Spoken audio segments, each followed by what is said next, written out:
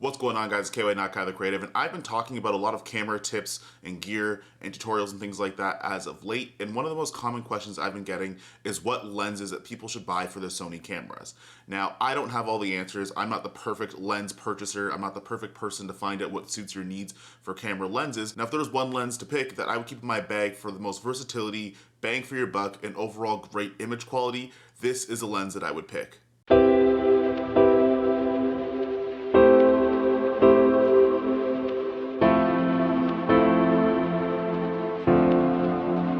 Okay, so let's get through the cosmetics here. So this is no different than any other lens review that I've done on this channel. The Sigma Art lens definitely has a really strong build quality for its price point. It's made out of an aluminum alloy, which is pretty sturdy, and it doesn't feel plasticky like some of the other options you can get for a medium range zoom lens. Now, it does have a custom function button. Now, to be honest, I haven't really used a lot of custom function buttons. A lot of stuff I have are on the dials of the camera that I'm using, but if you do want that option, it's available to you.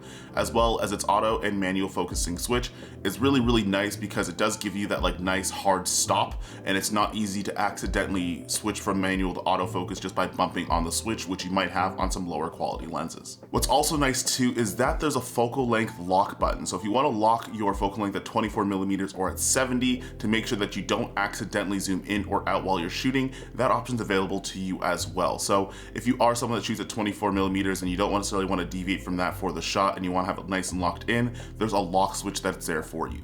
This lens also has an 82mm filter thread, which is a bit different than some of the other lenses that I was reviewing. What's cool about having an 82mm filter thread is that when you're buying filters, you can just buy the biggest size that they offer, which is usually around 82, and just use step up or step down rings. So you only need to use one filter for all of your lenses, which makes it a little bit more versatile, but the caveat is that the 82mm filter threads for most filters cost a bit more than some of the smaller ones. Now, if you're somebody that shoots a lot of landscape or you do a lot of vlogging, things like that, the camera's turned on to yourself, the 16-35 is a pretty common focal length. Now, what I like about the 24-70 is that a lot of times I'm not usually vlogging, and if I am, I have a different lens for that.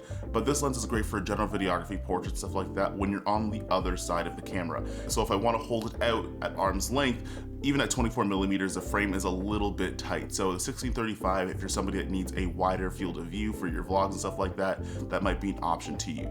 But for what I'm doing, the 24-70 is a perfect lens that goes into my bag because it gives you that 24mm wide shot if I want to get a wide establishing shot for general videography, from doing street photo or things like that. But if I want to get a tighter close-up shot, or maybe I'm doing portraits or events, I have the 70mm option there for myself as well. And as a matter of fact, I'm actually going to be using this lens today on a pretty common type of video that I do, and you guys probably guess what it is, but we're going to go over to his house and we're going to talk more about this lens there too. Hello. What's up? Not much, not much. Is this the day in the life? All right, so we just got to Will's house and we actually will be using the 24-70 Sigma lens. And the reason why we use this lens is, one, I really don't know what's going to happen in today's video, and I really don't know what's going to happen in a lot of videos in terms of what we're shooting. We know what the actual topic is, but then in terms of how we're going to shoot it, we kind of make those decisions on the fly, which is why you need a zoom range of having a 24mm or 70mm. And the other added part of that is whenever we make really funny jokes, we use crash zooms. So you can't really do that on a prime lens, and when you want to use something like a crash zoom, or you just want to be able to get a tighter angle without changing your focal length, you can use something like a 24-70mm lens.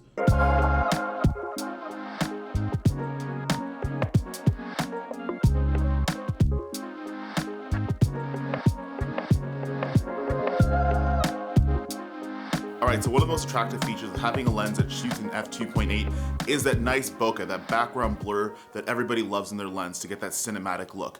Now, 2.8 isn't the most blurry background in the world, but it also helps you with focusing and making sure that your subject is nice and isolated while still giving you a little bit of blur in the background. So right now I'm shooting at f2.8, and as you can see right behind over here, you can tell that it goes from being really sharp on my face to kind of dissipating behind me to help me pop out of the background, as well as giving you that nice creamy smooth bokeh that you want in some of your B-roll shots, or just to make your videos look a little bit more professional. Now, if one of your concerns is when you're buying your new Sony camera, you're buying a mirrorless camera that you're going to be shooting running gun, is does it work well with the autofocus? So right about now, I have the eye tracking autofocus on my FX6 on right now, and as you can see, as I move nice and close, I'm going to just check and see how close I can get before it loses focus. So I'm like maybe an inch away, and I think it loses just there.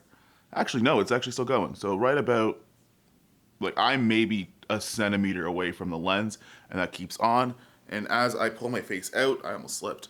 As I pull my face out, you can still see that it keeps my face nice in focus with the autofocus feature that's on there. So it doesn't necessarily have to be just the Sony native glass, it could be the Sigma Art lenses as well. Yeah, so I'm still in focus, so this is kind of cool. So if you guys are concerned about not necessarily getting a Sony native lens and picking up something like a Sigma, something that's not necessarily the first party versions of some of the lenses you're looking at, this lens is great if you are going to be using autofocus, and that's something you're going to be relying on for your videography or your vlogs or your studio videos or anything like that.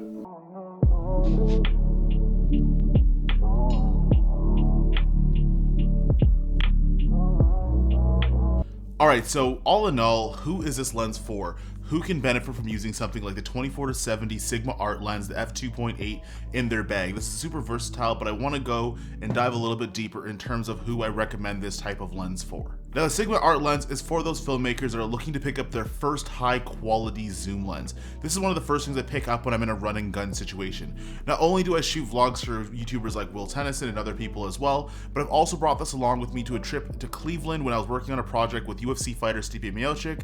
I've used it on gigs like the Cellucor gig that's on this channel as well, and just my general run and gun documentary style lens where you're not quite sure how the day is going to go, but you need something that has a great range, great quality, and still gives you that nice cinematic image and look, and not break the bank as well. This lens is also great for people that want to keep their bags nice and light and nimble. So if I'm going to be carrying something, maybe I'm just going to go and do some street photography, some photos, I want to just go hang out with my friends, not bring a bunch of lenses, and I just want to kind of go around the city and take some photos, the 24-70 works perfectly in those situations. Because it has such a great range, and when you're outdoors, it has an f2.8 aperture, which is great unless you're in a very, very low light situation. It's going to give you those great ranges, but when you only have one lens to put in your bag, it's going to help you to be able to keep your kit light, keep yourself nimble, so you don't have to switch lenses too much. And lastly, this lens is for somebody who's a little bit sick of their kit lens. So if you have picked up a full frame Sony camera, you might be stuck with a kit lens, maybe something like a 24-105 or the 20-70 variable aperture lens that comes with some of the Sony cameras.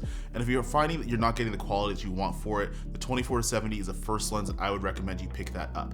Now, the reason why, again, I picked the Sigma version versus the Tamron or versus the Sony G Master is because it's in that sweet price range, right between build quality being really good and also not being able to break the bank. The G Master version of this lens costs twice as much. I can get two of these lenses for the price of just one of the G Master counterparts, and the quality drop off isn't that big of a deal. But generally speaking, I like to have zoom lenses in like the Sigma Art range or something a little more affordable, and then when I want to go and get prime lenses, I will go and make that investment and get some of the more higher quality Sony offerings like a 35mm G Master, which I mentioned on this channel before. That being said, this is the end of the video, and this might be the last lens review that I'm going to be doing on this channel, at least in the capacity of just talking about the gear. This channel, I want to share a lot more behind the scenes action. I want to share a lot of my pre-production. There's some really cool projects. I'm actually working on a trip to the US in about 4 days, and I want to be able to show my gear in a real life situation instead of just sitting at my desk and talking about it. So make sure you stay tuned for those, and if you do like those type of practical videos in terms of gear and tutorials and stuff like that, make sure you consider subscribing. Make sure you like this video and leave a comment down below in terms of what lenses that you have in your bag that you enjoy using, because this is one of my favorite lenses that I use. I highly recommend it for a lot of people, and I think it's going to go a long way for you. That being said, this is KY Not Kai the Creative, and I'll see you guys in the next one. Hopefully I'm not just rambling about gear next time. So I'm out of here. Peace.